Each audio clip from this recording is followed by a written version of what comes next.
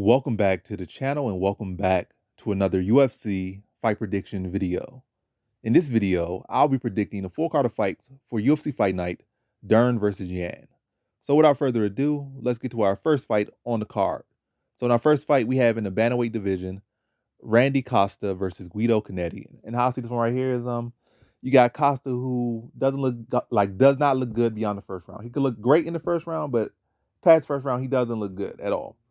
We got Guido Canetti. We have seen him be able to go 3 rounds, look okay. We have seen him be able to go the distance. Has always been a pretty mediocre fighter for the most part. And also he's pushing A. So like, what do you kind of lean to? But I'm going to lean to Randy Costa. Like that second round definitely concerns me. But I feel like his aggression, which could usually be a bad thing for him a lot of times, I feel like will be a good thing for him. Going with an older guy, those older guys are typically slow starters. And Canetti never really been the most durable guy. So Costa, I don't feel like Costa's gonna go out there and be a hesitant fighter because that might extend him beyond the second round. So I feel like it's gonna be really in the distance, like the lock pick for this one. I feel, but yeah, I just feel like Costa can go out there, be himself, be aggressive. I don't feel like the 40-plus-year-old Canetti can endure, that intensity that Costa's gonna bring to him.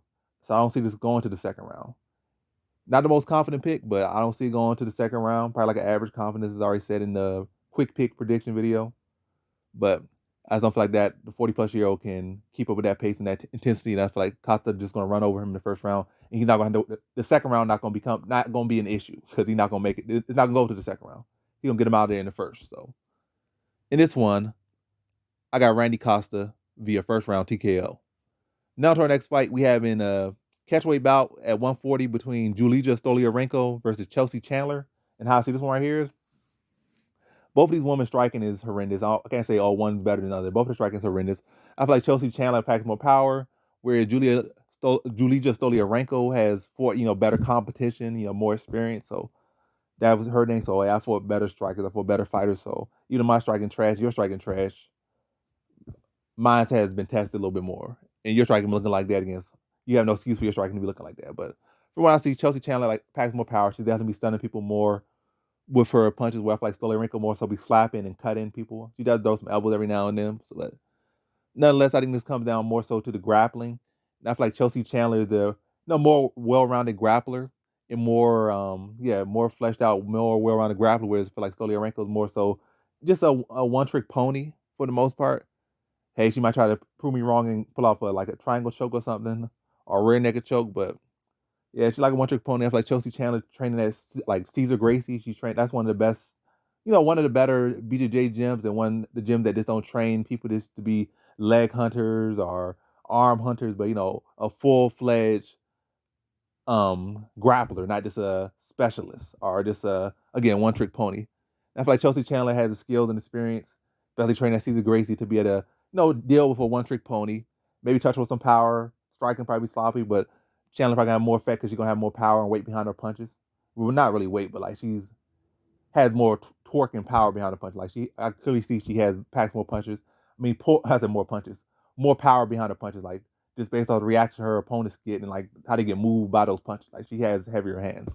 Is all I'm trying to say. But nonetheless, ultimately I think it comes down to the grappling, and I feel like Chelsea Chandler can neutralize the armbar for the most part, and just really ride the top position and look for takedowns and control Stoliarenko largely in this fight to a decision. So in this one, I got Chelsea Chandler via decision.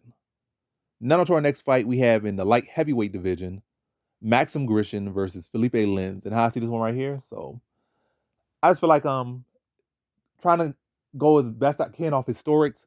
Lins has struggled with technical strikers for the most part in his career, especially recently. When you look at his recent losses like Arlovsky, Tanner Bozer, technical strikers, you can say, oh, Marcin Prachnio is a technical striker. Marcin Prachnio, he got some good power, but I would not equate him to or I would not see him as a technical striker. That man's hands be at his hips, chin be up in the air, very sloppy in a lot of ways, but definitely got power. But I wouldn't say Prachnio is a technical striker. He's not that. But yeah, as far as technical composed strikers like Tanner Bozer or Andrei Arlovsky, those have been like his recent losses. I feel like Max Grisham, meets that mold pretty well. Got solid takedown defense. I feel like he was a bigger heavyweight, and at light heavyweight, he's a bigger light heavyweight than Lins as well. So I feel like the strength is going to be on Lins' side, or it's going to be relatively cancel out. So I feel like he should be able to stuff the takedowns of Lins. I feel like Lins is the most technical grappler in that sense. So technically, at least cancel out at worst. And I feel like he can stuff the takedowns of Lins pretty comfortably. And then it's come down to a striking matchup, and I feel like Grisham had the sharper strikes and he had the better composure. Obviously, always robberies on the table, especially in the fight where maybe Lins could be a little bit more aggressive. But I feel like Grisham should win this one. I feel like he probably should win in the distance, but I'm going to say decision. I feel like he's going to pick his shots well, not overcommit to anything. Just land the cleaner, flusher, heavier shots more consistently. And Lins going to become short or just hitting arm or something for the most part. But yes, so in this one, I got Maxim Grisham via decision. Now to our next fight we have in the middleweight division, Brendan Allen versus Christoph Jocko. And how I see this one right here between Allen versus Jocko is going historics again here. I feel Jocko has historically been pretty good against grapplers. I think he was like 6-1 against grapplers. And last time I think he lost to a grappler was probably like at the beginning of his UFC career or not too long into his UFC career. Since then, he has been pretty good against grapplers and have, put on pretty almost shutout performances against them. And Allen, he's a young, talented fighter, seeming like was one of the brighter prospects, brighter contenders, but it seems like he keeps coming up short in a lot of these fights. Maybe this be the fight he catches stride, but it's like he's been inconsistent. Whereas at least Jocko has been consistent in in the type of fighters that he does beat. As a matter of fact, Jocko got more fights, more wins, the same amount of losses. So what else I'm looking at this one? But anyway, let's not look too much into that. I feel like Jocko, I don't see the most technique behind his striking. And I feel like if Allen can make the adjustments, he could definitely find openings on the feet and be able to beat Jocko, maybe even stop Jocko. But at this given moment, I just feel like Allen has not really proven to me his striking. Like we have seen the growth in his striking, but I'm not completely sold yet. And this could be the performance that sells it for me. But going in, I just gotta go with you got Brendan Allen still very much more so a grappler, and Jocko is still very much an anti-grappler, or at least like a mid-level anti-grappler. I won't say the highest level anti-grappler, but mid-level right where Allen is, or where Allen's trying to get to or bypass or get through to maybe get up to the upper echelon. Jocko is very solid at beating people at this level and shutting down their takedowns and outstriking them. I think that's what's going to happen. I feel like there's stuff to takedowns, move laterally, probably blast with leg kicks, rip to the body, maybe catch up some hooks as well. But ultimately, I see is more so the Jocko just shutting down the takedowns, using his footwork, and outlanding Allen and outstriking Allen. Probably to still a very close decision, but Jocko being able to keep Allen from his, bread and butter. So in this one, I got Christoph Jocko via decision. Now to our next fight we have in the lightweight division, Joaquim Silva versus Jesse Ronson. And how I see this one right here is pretty pick 'em fight. Like you could go with Jesse Ronson because even though Silva has this solid BJJ skills, he just prefers to strike. And Ronson is the more technical striker. So and Silva is riding 2 knockout losses. So you could say, Ronson, if he's gonna strike one, he's gonna strike one. And Ronson's the better striker. You got knocked out your last 2 fights, go Ronson. Or he goes Silva, even though he hasn't really used his grappling MMA very much, he does have that advantage. And Ronson does have poor takedown defense and questionable grappling that Silva can exploit. But again, Silva hasn't really done it. But also, you could say Silva, the reason he hasn't done it because look at who he's been fighting. All the people he's been fought, beat, lost to, have been pretty decent grapplers as well, or have. So it wouldn't be the case he could easily take them down and submit them. It would have been a lot of work. So I guess his path. Either he got stopped too quickly before that could even become a question in some of these losses, or it was the case where in some of these wins, or it's the case it would be a lot of energy expended trying to grapple these people versus Ronson. It won't be that much energy expended. It's still going to be energy, but not the same thing when you got a guy that can really hold his own with you on the ground. So to him, probably was more conserving his energy. But in this one, I'm going to go with Joaquim Silva. I'm not super impressed with Ronson as of late. Not really impressed with his trajectory, even though Silva's trajectory looking worse. I seem like he's a more well-rounded fighter if he chooses to be, and I feel like this is going to be the fight he chooses to be because now he's not fighting a guy that's going to cause him so much issue to grapple. And I feel like it'll be a pretty decent striking affair, probably Ronson leading, but I think Silva is going to catch up with some power, hurt him, and then be the drag to the mat, second round, and then work on advancing position, securing position, ground and pound, pepper him up, then tap him out second round. So in this one, I got Joaquim Silva via second round submission. Now to our next fight, we have in our prelim headliner in the heavyweight division, Alexei Olynyk versus Ilir Latifi.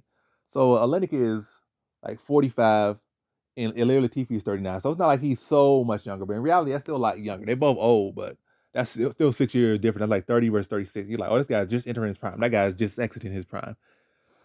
And like Ilir Latifi just really getting to granddaddy status or just about on the edge of granddaddy status. And Olynyk is like double granddaddy status in MMA. So it's like, yeah, it's a difference. But nonetheless, I feel like Olynyk is slowing down at this point.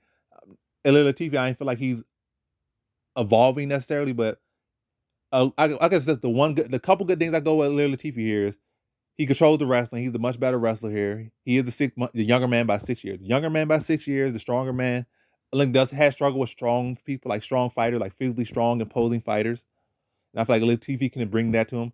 Also, Latifi got no neck, so it's hard to choke no neck. So Latifi can take it to the ground. Olynyk gonna be kind of baffled off bottom, trying to choke a man with no neck, a big old head and no neck, in a barrel for a back. So it's gonna be kind of hard to get him those chokes, I feel. Also, probably Latifi gonna be landing ground and pound on him. Nothing. Olynyk hasn't really been in the rounds in a long time, and I feel like Latifi, I think all three of his last fights have been the distance. And, he's been in with some hard hitters, been in there with Derek Lewis, took his best shots. I don't think he was ever like super rocked in that fight or anything. Been there with Boza, took some of his best shots. I think he was hurt a couple times, but never super rocked and didn't know where he was and did good to respond with takedowns. So Latifi been there with much harder hitters as of late. And, took their shots and he's been around with them. So I ain't too worried about the striking of Olynyk. And Olynyk's striking ain't really good at all. I already say it's a toss-up as far as striking. And right now, Latifi definitely got the power. So you kind of lean the striking edge to Latifi. Faster, stronger, better wrestler, control where the fight takes place. And I'm just gonna feel like Latifi just gonna be able to dictate where this fight goes, crack him with big shots. When Olynyk starts to get hurt and go for panic takedown, just sprawl heavy on him, land ground and pound, just really just shut him down and power punches up on him, and then put him away second round. So in this one, I got Ilir Latifi via second round TKO. Now to our next fight, we have in our first fight on the main card in the lightweight division, Mike Davis versus Vyacheslav Borschev. So Mike Davis versus Vyacheslav Borschev. Or what did we call him? What's his nickname? I forgot. I just heard his nickname for Beard, and that's somebody else. I was about to say Beard. That's Paul Craig. I forgot what his name is, but he got a fan base. I don't think it's all that deserve. Matter of fact, you don't. What do you need to do to deserve a fan base? You got fans. You got fans. It's not like, oh, you got to earn fans. I mean, you could obviously you're fans for a reason, but nonetheless, off topic. But yeah, Mike Davis versus Borschev, going Davis here. I feel like Borschev still very much one dimensional. His takedown defense looked pretty decent, at least for the first couple attempts, but eventually that takedown defense starts to wilt away. And level competition has not really been the best. He hasn't really beat too many people, so seemingly one dimensional, at least at this level. Go down to the regional scene, maybe this guy don't fly arm bars, but at this level, pretty much one dimensional. Takedown defense is pretty good, at least initially. But ultimately, I feel like Mike Davis, the more we're around the fight, I feel like wrestling is there for him. He should have the wrestling grappling edge pretty clearly in this one. I don't know how much he's going to implement that. He'll have the height and reach. And I feel like he's the faster fighter, the more dynamic fighter. I just really feel like if Borschev is going to win, it's going to be if he connects real clean, or he's able to wear down Davis. As Davis like maybe slows down in the fight, and Borschev just extends him, or and then start to walk him down, rip him the body, and then just cause him to just outdog him, I guess. But ultimately, I can't really say lean to Borschev in that, because it's not like Borschev has really been in that great dog fight yet, or has really fought the best competition. So I can say, is his dog, like, I'm just speculating. It's really speculation. Like, seem like, oh, Davis don't got dog, but Borschev got dog. But have we really seen Borshev's dog yet? We haven't really seen that. So it's like, who are we to really say, oh, he gonna beat him in a dog fight if he hasn't really been in that dog fight in his MMA career yet against relevant competition like that. So even all that being said, even if that was the case, Davis has fought better competition, longer, for like the better boxer, better footwork, all that stuff. It should be able to mix some takedowns probably in the later rounds, but probably outstrike him early, keep it close, but be landing more consistently, working on that jab, using that speed, being dynamic, and then in the later rounds, putting icing on the cake with some wrestling to just stave off Borshev's rally. So in this one, I got Mike Davis via decision. Now to our next fight, we have in the catchweight bout at 140 between John Castaneda versus Daniel Santos. And how I see this one right here is Yeah, with this one, I'm not super impressed with Castaneda. I think he's at his best when he's going forward, but when you're aggressive against him, I don't think he's at his best. And I feel like Don Santos coming from that shoot box, he could put that on him. Forward pressure, combinations, fighting in the pocket, maybe just going for some submission attempts, seeing Castaneda give up position a lot of times and get out scrambled by a lot of people he fought. I feel like Santos could potentially do that as well. But ultimately, I feel like the forward pressure and just letting rip, and this kind of throwing caution to the wind. It turns into a 50-50 fight, and I feel like Santos can prevail in that fight. I'm gonna say it's gonna be like a scrappy decision fight, maybe even fight of the night, maybe even fight of the year potentially. But yeah, I don't like Castaneda on his back for too much. I feel like Castaneda's at his best when he's going for it and he's going first. And I feel like Santos can reverse that on him and prevail in this one. So in this one, I got Daniel Santos via decision. Now to our next fight, we have in the featherweight division, Sodiq Youssef versus Don Shyness. And how I see this one right here between Youssef versus Shyness is, I feel like early on when I was watching Shyness fight, or at least skimming through his fights early on, I thought the fight was not much close. I thought he had an actual chance, or an actual good chance. Obviously, you step in the cage, you got a chance. You got a chance. You train all this time, you fought all these years and trained all these years. You worked on these skills. You definitely got a chance. You definitely got a chance. But I thought he had a good chance. But now he just reduced to the chance everybody else got, as I feel in this one. But yeah, he coming in on short notice. Youssef has had a full camp, was trained to fight a way better guy, a striking specialist, world-class striker. Now he's coming in with like a low-tier wrestler with barely any hands. Tough as well, but I seen Shyness get cracked several times by these opponents, and he just kind of got away with it because these guys can't wrestle or don't have the best wrestling defense, so he could go to this wrestling. But Youssef has solid wrestling defense, has been working on that for a while. And even if he does get taken down, he gets up pretty well. And also has underrated grappling as well. So it's not like Shyness could be like, oh, I'm going to try to take his back or do this. I feel like on the ground, Youssef basically has no worry with Shyness. He don't want to be on the ground, but if he wants to get up from the ground, he can get up from there if he does get taken down. Feet, I feel like Shyness is just a sitting duck for the most part against Youssef. He got maybe bite down the mouthpiece and swing. But technically, he don't have a fighting chance, I don't feel, on the feet. I feel like Youssef is going to pick him apart, stuff his takedowns, walk him down, rip him to the body, rip him top, and just buzz right through him. And just dissect him, probably chew up his legs, stuff his takedowns, rip him to the body, double hooks up top, and then just drop him against the cage, then some little tight waist, and some hooks to the face, finish him off first round. So in this one, I got Sodiq Youssef via first round TKO. Now to our next fight, we have in the bantamweight division, Raoni Barcelos versus Trevin Jones. And how I see this one right here is Trevin Jones definitely got that surprise factor, he could catch you with something, but I don't really lean to surprises. I just feel like and also in his fights, he really hasn't been winning too much of them. The last fight he got shut out, and then with the fights he won, he was losing until he wasn't. He was getting, then that was turned to a no contest. The fight, his biggest fight that was turned into a no contest, he was getting stopped. I mean, he got close to getting stopped 4 or 5 times. And then he landed with a jumping hook or something, or a short hook or something. I forget what it was, but he landed one punch, and that pretty much changed the whole trajectory of that fight.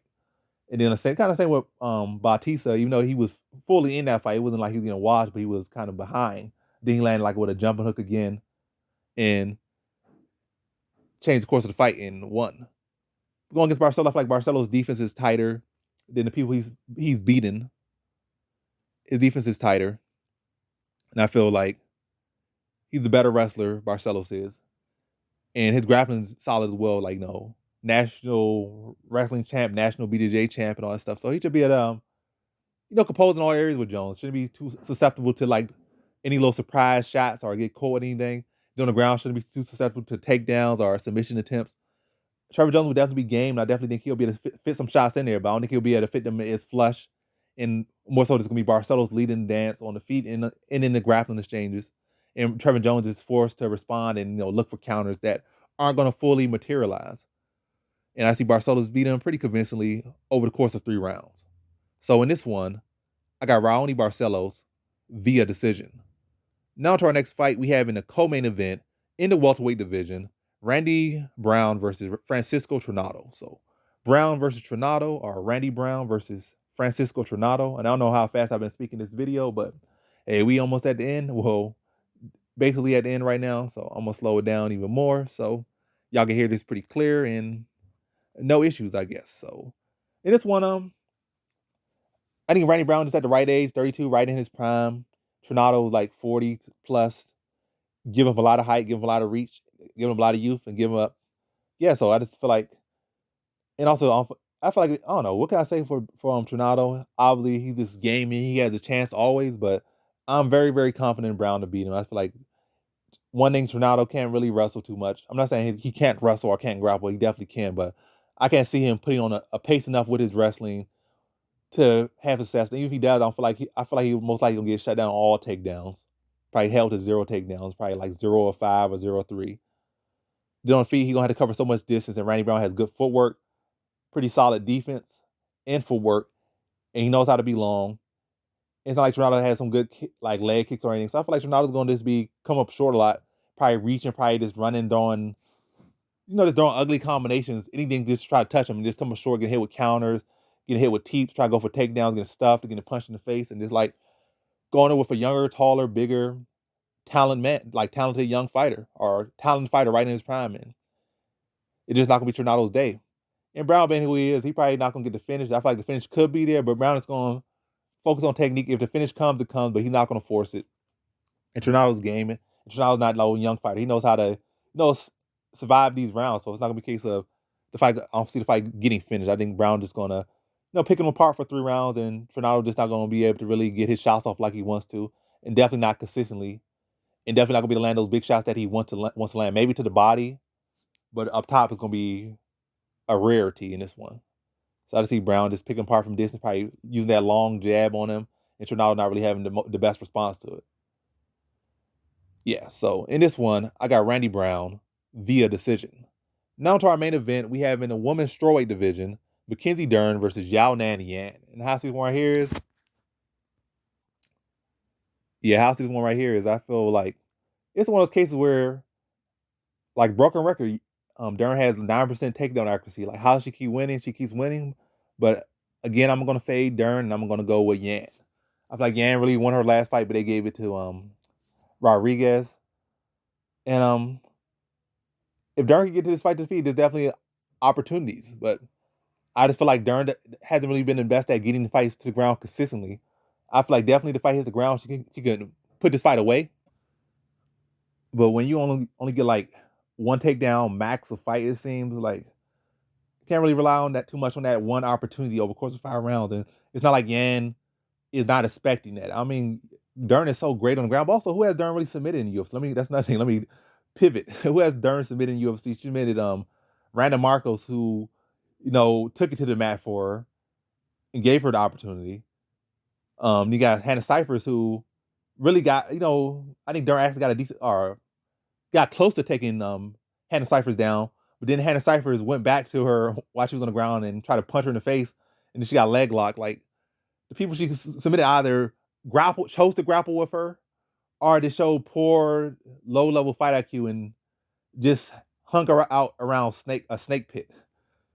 So, and every time she fights, actually a decent fighter that's seemingly relevant or holding their own in the division, she loses. Like she lost to Amanda Ribas, lost to her, lost to what she lost? She lost to Marina Rodriguez. Barely won a split decision over Tecia Torres, who hasn't been the most relevant. Tecia Torres is returning to relevance or trying to return to relevance, but her top of the division era was like 5 years ago now. But anyway, yeah. So Yan is relevant right now. She's present right now. Dern can only averages like 1 takedown, if even that. Matter of fact, she averages below 1 takedown. She's like 9. If you go for 100 takedowns, she'll get 9 of them. Like she went for that. So, but on a good day, she gets like 1 takedown in the fight. And in a 5-round fight, I feel like she will likely get 1 takedown. But I feel like Yao Nan Yan will be able to just survive by the hair on her chinny chin chin. I feel like Dern really probably gonna win on a controversial decision because they want her to win. They're backing her, but yeah, Mark Zuckerberg did too, so he probably gonna put some money in the bank too for her because she looked like him. But nonetheless, yeah, I just feel like Her striking not been the prettiest, not been the most polished. Only been able to get one takedown, if even that, in the fight. One opportunity, are very slim opportunities. I feel like Zhao Nanian should be able to stuff that takedowns. And I feel like what would get her down is a solid wrestler who shoots and reshoots and chain shoots and not just one individual takedown. Because even one of the better wrestlers in Carla Esparza didn't get her down off one takedown. It was multiple takedowns. Because she, like, you want to defend one or two takedowns, I'm gonna shoot four. That was what Carla Esparza did to her. It wasn't this Carla Esparza just getting one lucky takedowns. It was work. And Dern already struggling to get takedowns. Not gonna be she don't have the wrestling ability, and she's not gonna shoot multiple takedowns. But nonetheless, I feel like she still will get at least one or two opportunities to grapple. But I feel like Yan should be able to survive those. And on the feet, I just feel like she's gonna outstrike Dern, swell up her face, and just be faster, more technical, and have Dern just really just loading up, probably punching blind and getting tagged up and beating her to a decision. So in this one, I got Zhao Nanian via decision. And that concludes my fight predictions for the full card of fights for UFC Fight Night, Dern versus Yan. And as always, thanks for watching.